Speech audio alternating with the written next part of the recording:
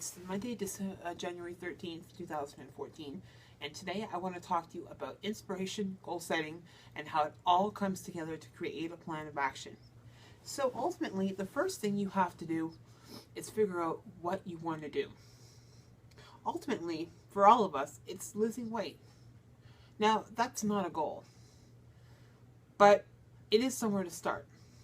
So you finally decided you're ready to start losing weight. The first thing you need to do, and this is probably the most important thing, is you need to get a source of inspiration.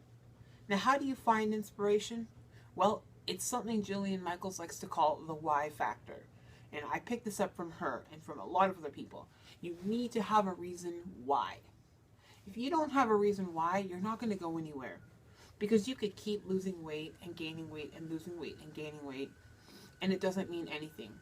Until you have something real and true that is officially inspiring and motivating you to do your best every day. For some people, like young parents, it means being healthy enough so that you can live to walk your kids down the aisle at their wedding. It could be that you had a family member or a close friend pass away from a complication of being obese, and you want to do it so that you're not going to live the short life they did. It could be any number of things, but you need to figure out the why. Now, once you've figured out, you can start making goals. Now, this ties in because you have to make SMART goals. Goals that are specific, that are measurable, achievable, realistic, and time specific. You can't just say, I want to lose weight. Because you know what? You're not really being specific enough. You need to actually sit down and say, okay, I want to lose X amount of pounds. Or I want to do this, or I want to do that. You need to be as detail-oriented as possible when you're outlining these goals. Now, another thing I look at when I say S is not just specific, but the fact is you need to have short-term goals. You also need to have long-term goals. So, for example, your long-term goal will be to lose 25 pounds, but you need to have a date. This is where time-specific comes in. Because it's a long-term goal, you can't honestly say 1 month.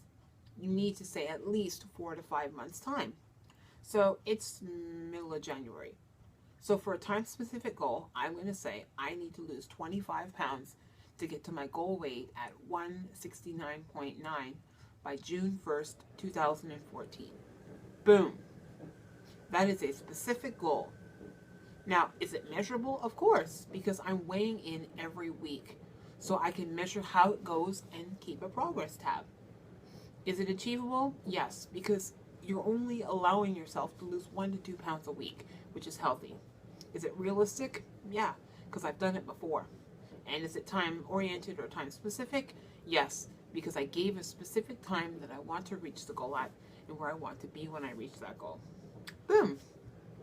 You also need to make short-term goals that are going to help reach your... Now, ultimately, your long-term goal is your big thing. But how do you get to the end of that long-term goal? By creating short-term goals. For example, you might say, I'm going to eat a 2,000 calorie a day diet every day. It's going to be balanced, and I'm going to exercise. And would you say that's smart? Somewhat. Because, yes, you're smart in the fact that you're outlining a 2,000 calorie a day diet.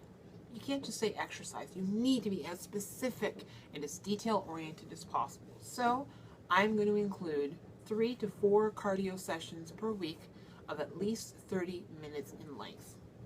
I'm going to enjoy a 2,000 calorie a day diet that features a balance of carbs, protein, fruits, vegetables, whole grains, dairy, etc. And I'm going to have breakfast, lunch, dinner, and 2 other snacks during my day, which total the 2,000 calories needed. That is specific. Now, is it specific? Totally. Is it measurable? Yes, because I'm going to record in there that I'm going to be using my MyFitnessPal tracker and my Runtastic app to track everything that I do to help me reach that goal. You know, I'm going to be able to look at it because I'll be weighing in each week. Is it achievable? Yes, I've done it before. Is it realistic? Totally. And is it time specific? Yes, because that's going to be per day and it's going to be calculated at the end of the week. So it's a great short-term goal. So see how when you select goals, you need to look at the details and make sure that every single detail is covered to a T. How are you going to do it? How are you going to do it? How are you going to do it? Is it going to be specific? Is it going to be measurable? How are you going to measure that to make sure you're staying on target and on process? Whether that means you're using a food tracker to track your food, whether it means you're using an app, whether it means you're checking in daily on a vlog or doing something else. It's however you want to do it, but as long as you're staying in there. And you know what? As you're going along in your goals, always remember to take time and go back to that source of inspiration. What is pushing you to do this every day? And always remind yourself of the why. On my personal Facebook account, which I don't give out, I have a big picture of my cover photo. It's a big picture, and all it is a white background and 4 blue things: W, H, Y, exclamation question mark. And every day I log on there, I get to see that letter, that word, why. And I always stop and think to myself, why am I doing this? Why is this goal so important to me? My why is because of my type 2 diabetes and my high cholesterol and the fact that I deserve the right to be healthy. So as long as you know your why, and as long as you can create smart short-term goals and 1 or 2 really good, solid, smart long-term goals that all blend in together, you have the tools you need. Now all you have to do is learn how to eat healthy, get yourself exercising more, stay hydrated, get good quality sleep, and manage your stress. If you can do all that, you're good to go. Remember, please go enter my contest giveaway for the Bath & Body Works Eucalyptus Spearmint Golden Sugar Scrub Stress Relief product. All the details will be in the description box, the description below. And please, I am going to be posting now about some new events. 2014, I'm going to be really getting into my fitness again and really pushing for multiple fitness events every month.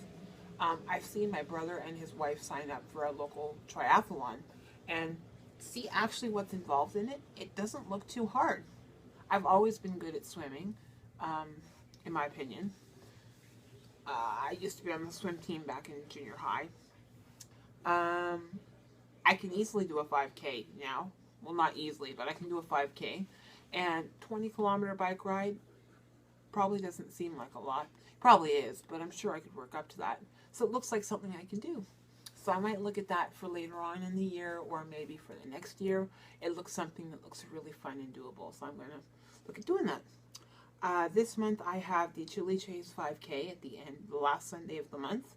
Next month is, hopefully if I can get signed up for it, is the Fort Langley Historic, which looks fun. And I think it's presented by Trinity Western University, I think, supports it or something. It's really awesome.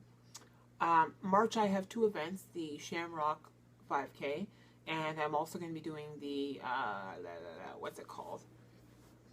The stair climb for the BC Lung Association for the 2nd year in a row. So I will be posting about that more often on my sites. Please go forth and support me. It would mean the world to have your support, whether in person or via a donation. I need to raise a certain amount to be eligible to participate.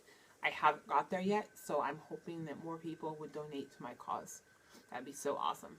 Take care, everybody, and have a great night. And remember, you are totally worth it. Just remember your why and have your goals ready to go. Bye, y'all.